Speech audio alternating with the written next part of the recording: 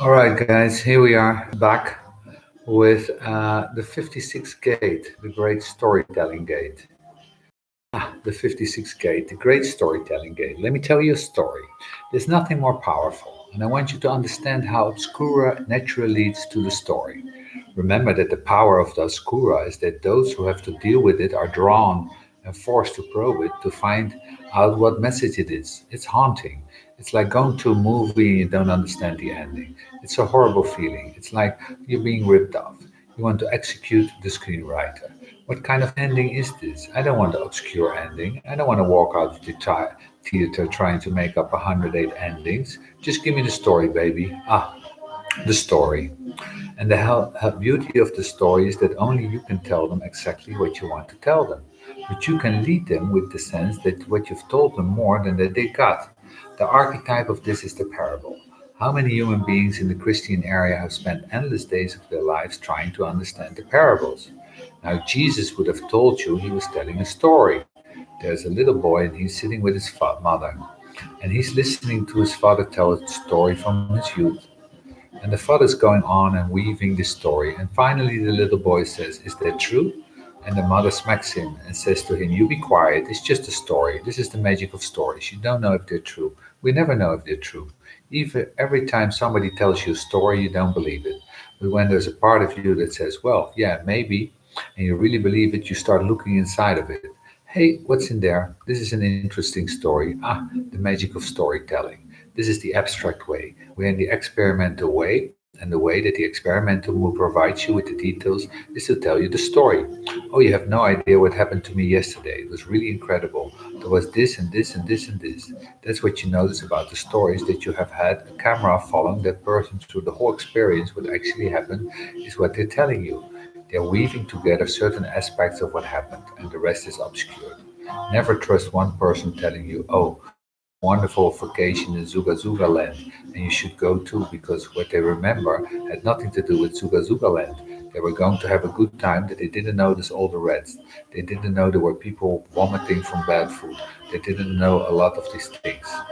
So the writing across of the law, the 1-3, we have four laws. We have traditional law, the 56 law based on experience.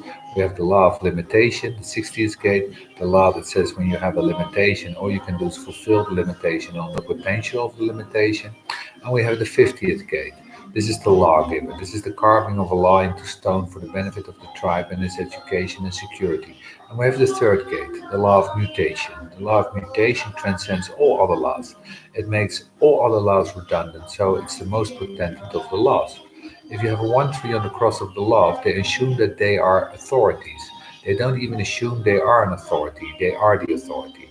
And if you have the 1-3 cross of the laws, what you notice is as you raise them, is that you will do everything in their power to break every law, test the boundaries of law, test the boundaries of authority. To say no to my little one is to start a test. It's just a test. There's the assumption. I am the law. And worst of all, they're mutative forces. They can invent new laws quickly to replace their law right away. I have my law. My law says I do not want what I when you know. My law says I do not do that when you know. My law says I do not do that when you know. Okay. Well, anyway. You have to teach them that there are rules, which is quite a process, and they go through trial and error. One of the interesting things about the 1-3 on the cross is that they discover very early what laws are realistic and what laws aren't. They discover what laws are really, really firm. You notice that with your children. They will see that certain rules are rules that really are going to be defended. And they will also see that there are certain rules that you can get them around. You may be able to manipulate them. And this is part of their learning process. It's very important that if you have a 1-3 child on this cross, that there are those laws, that there are those laws that are defended, that stand strong, that are reliable. In the same way, I tell you not to lie to your 1-3 children.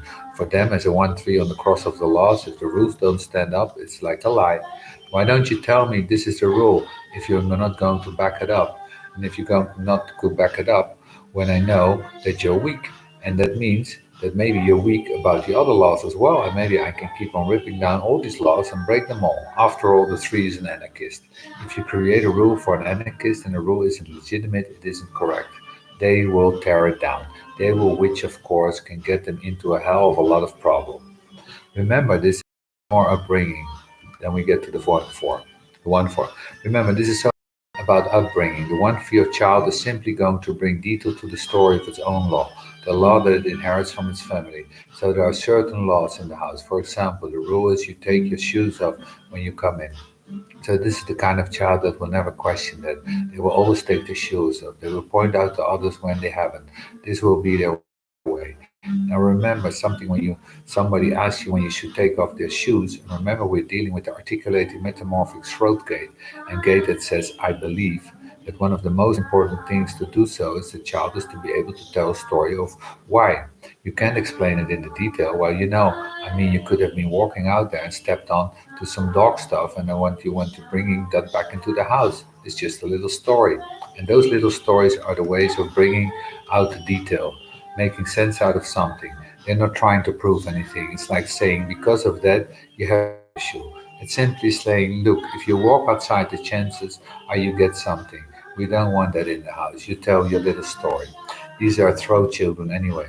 If you have a child on the quart of civilization and they get to the sun and the throat gate, articulating, speaking, communicating are things that you have to encourage in them.